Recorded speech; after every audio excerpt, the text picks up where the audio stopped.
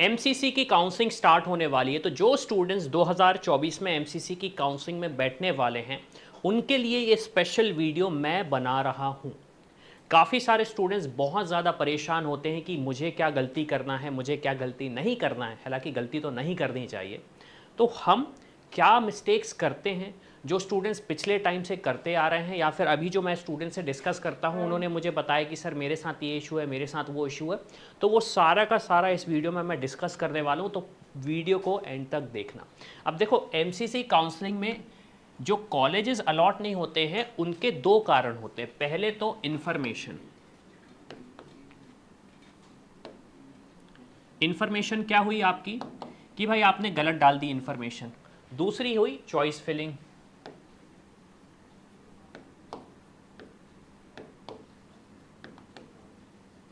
आपने choice filling गलत करी। अब दोनों ही कंडीशन में आपको जो कॉलेज मिलना था वो नहीं मिलता है।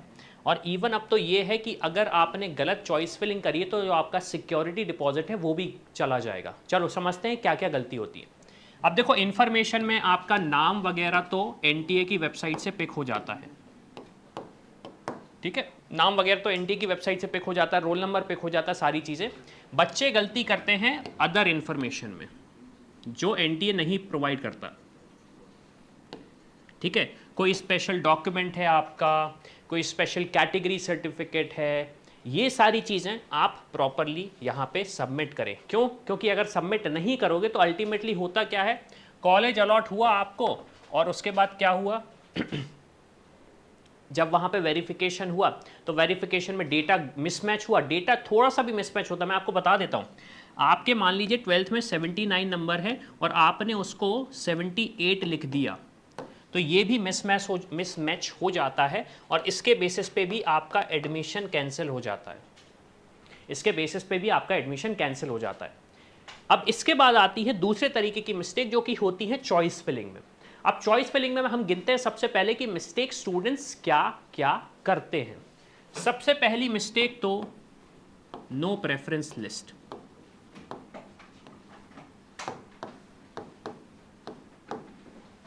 भाई हमने कोई प्रेफरेंस लिस्ट बनाई ही नहीं है, हम रैंडमली क्या करने वाले हैं, चॉइस फिलिंग करने वाले हैं, कुछ भी ऊपर नीचे डाल दिया और हो गया। अब देखो, एमसीसी का ये कहना है कि फर्स्ट राउंड में आपको फ्री एग्जिट मिल रहा है। एमसीसी का ये कहना है फर्स्ट राउंड में आपको फ्री एग्जिट मिल रहा है, तो आपने अगर कुछ गलती भी करी तो आप इससे बच जाओगे। लेकिन फिर सेकेंड राउंड में अगर आपने चॉइस फिलिंग फिर से गड़बड़ करी तो फिर यहां से आपका सिक्योरिटी डिपॉजिट फॉरफिट हो जाता है। ये चीज़ आपको समझनी पड़ेगी। अब मैं ये चीज़ क्यों बोल रहा हूँ, क्योंकि काफ़ी सारे स्टूडेंट बोलेंगे सर सिक्योरिटी अमाउंट हमारे लिए इतनी बड़ी चीज़ नहीं है। मैं आपको अगर बताऊँ तो डीम्ड यूनिवर्सिटीज़ में सिक्योरिटी अमाउंट 2 लाख रुपीज़ का सबमिट करना पड़ता है, जब जाके उसकी काउंसलिंग में आप वो कॉलेजेस सिलेक्ट कर सकते हो।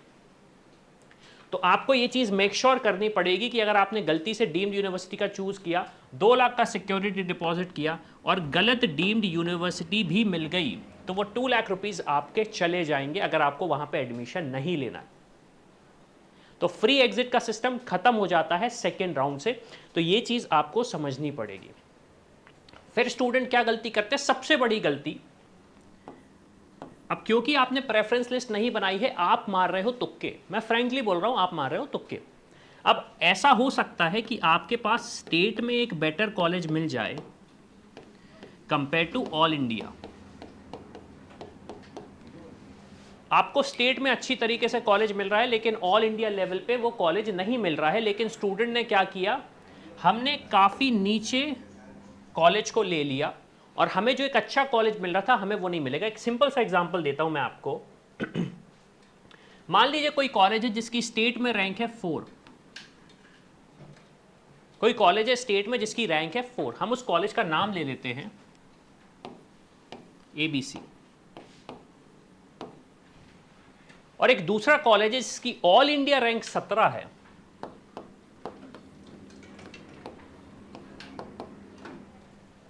ठीक है। स्टेट में रैंक है 4th रैंक है स्टेट में और ऑल इंडिया लेवल पे 17 रैंक है। अब स्टूडेंट्स की यूजुअली टेंडेंसी होती है कि 17 रैंक वाला ऑल इंडिया में तो अच्छा ही होगा, लेकिन आपको ये समझना पड़ेगा यहाँ पे जो एडमिशन आपको मिलेगा वो 15% कोटे से मिलेगा।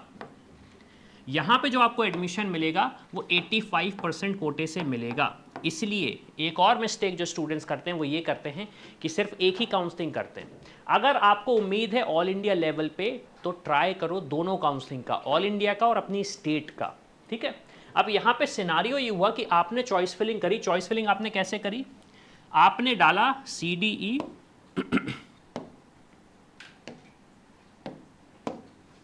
आपने डाला CDE कॉलेज और उसके नीचे डाल दिया आपने ABC। क्यों? क्योंकि आपको लगा यार ये तो ऑल इंडिया लेवल पे है और मेरा तो स्टेट लेवल पे है, और आपको ये कॉलेज अलॉट हो गया।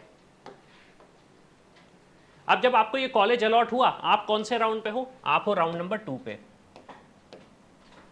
अब देखना यहाँ पे क्या दिक्कत आएगी। आप राउंड 2 पे हो, आपको ये कॉलेज अलॉट हो गया। अब कुछ स्टेट की काउंसलिंग बॉडीज ये बोलती कि भाई अगर आपको स्ट्रे राउंड में जाना है हमारी स्टेट पे तो आपको ऑल इंडिया लेवल पे कॉलेज अलॉट नहीं होना चाहिए। अगर कॉलेज अलॉट होता है तो हम आपको स्ट्रे राउंड में बैठने नहीं देंगे, और स्ट्रे राउंड में वो सीट्स बचती हैं जो कि स्टूडेंट्स लेना चाहते हैं या फिर कुछ गवर्नमेंट कॉलेज की सीट्स खाली हो जाती हैं।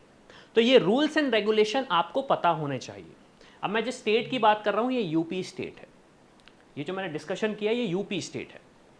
तो आपको ये चीज़ समझनी पड़ेगी कि सिक्योरिटी अमाउंट लगता हमें ऐसा है कि यार बहुत ही नॉर्मल सी चीज़ है, जेन्युइन सी चीज़ है, हम तो इसको फॉरफिट कर सकते हैं, लेकिन यहाँ पे आपके स्टेट लेवल की काउंसलिंग में धीरे धीरे रास्ते बंद हो जाते हैं।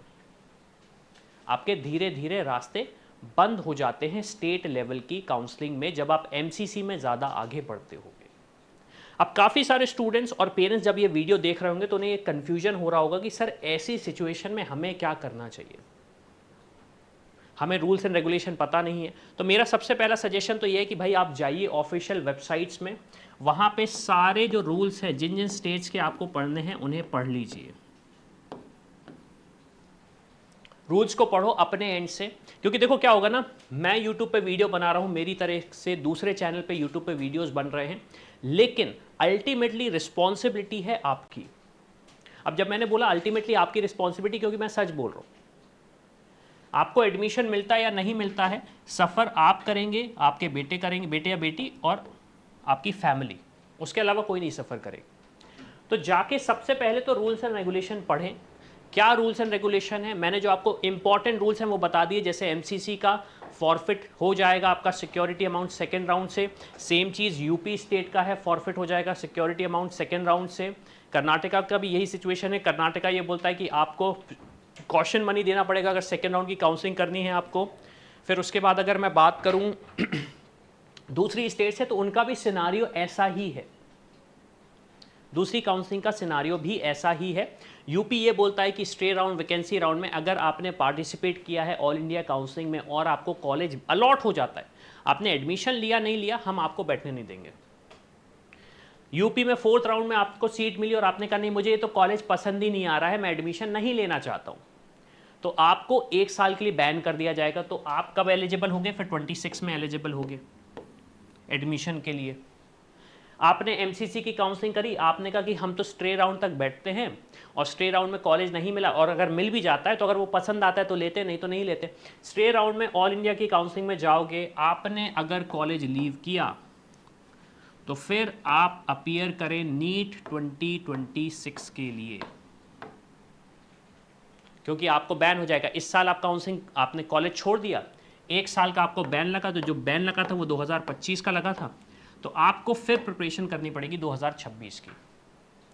अब ये चीज़ें ऐसी हैं जो स्टूडेंट्स को नहीं पता होती और स्टूडेंट्स यूजुअली इस चीज़ को इग्नोर करते हैं। तो मेरा सजेशन, रिकमेंडेशन ये है, जाओ पूरे रूल्स एंड रेगुलेशन समझो, पढ़ो और उन्हें डिटेल में समझ के ही एक एग्जीक्यूशन करना, स्पेशली अगर काउंसलिंग आप कर रहे होगे। अब हमारी तरफ से हम आपको ये हेल्प कर सकते हैं कि जैसे स्टूडेंट्स को काफ़ी कन्फ्यूजन होता है कि लास्ट ईयर का क्या सिनारियो था, हमें क्या करना चाहिए, तो इसके लिए हमारे काफ़ी सारे टूल्स रेडी हैं।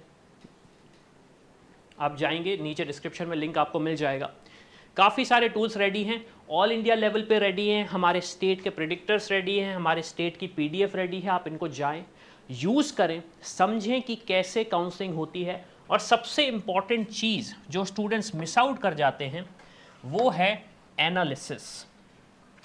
एनालिसिस का मतलब ये है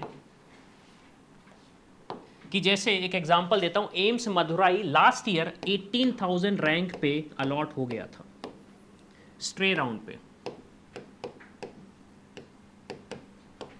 स्ट्रे राउंड में एमसीसी की काउंसलिंग में एम्स मदुराई अलॉट हो गया था। अब स्टूडेंट को लगता है कि 18,000 में अगर एम्स मदुराई लास्ट ईयर मिला था तो मेरी रैंक तो 17,499 है, मुझे तो इस साल मिल ही जाएगा। ऐसा नहीं होता। काउंसलिंग के ट्रेंड्स आप देखेंगे चेंज होते हैं हर साल, कट ऑफ चेंज होता है हर साल। तो आपको ये चीज़ समझनी पड़ेगी कि आपको ये एनालिसिस डेली करना है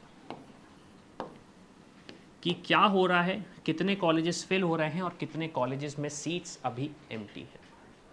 तो इसी के साथ मैं हूं अविनाश, मेरा काम है रास्ता दिखाना, उस पर चल के डॉक्टर बनना आपका।